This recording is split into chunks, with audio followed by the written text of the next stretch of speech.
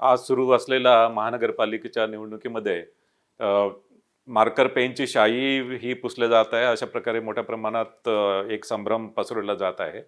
त्याबद्दल माझं सांगणं आहे की ही शाई जी आहे ती इंडेलिबल इंक आहे आणि इंडेलिबल इंक भारत निवडणूक आयोग जी इंडेलिबल इंक वापरतो तीच इंडेलिबल इंक आहे.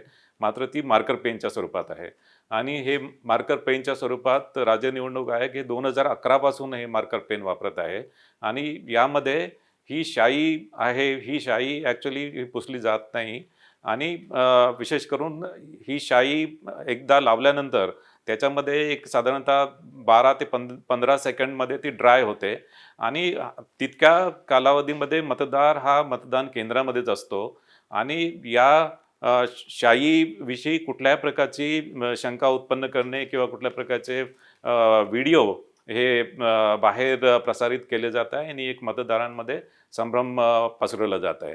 याशिवाय मला सांगायचं आहे की मतदार हा मतदान केंद्रामध्ये आल्यानंतर मतदान प्रतिनिधी असतात, जे उमेदवाराचे मतदान प्रतिनिधी असतात ते मतदाराची ओळख पटवून देतात आणि ते ओळख पटवल्यानंतर त्या मतदाराला मतदान करण्याचा हक्क असतो. त्यांना त्या मतदाराबद्दल काही ऑब्जेक्शन असेल तर ते ऑब्जेक्शन ते प्रिसाइडिंग ऑफिसरकडे नोंदवू शकतात आणि त्या अनुषंगाने त्या मतदाराची चौकशी होते.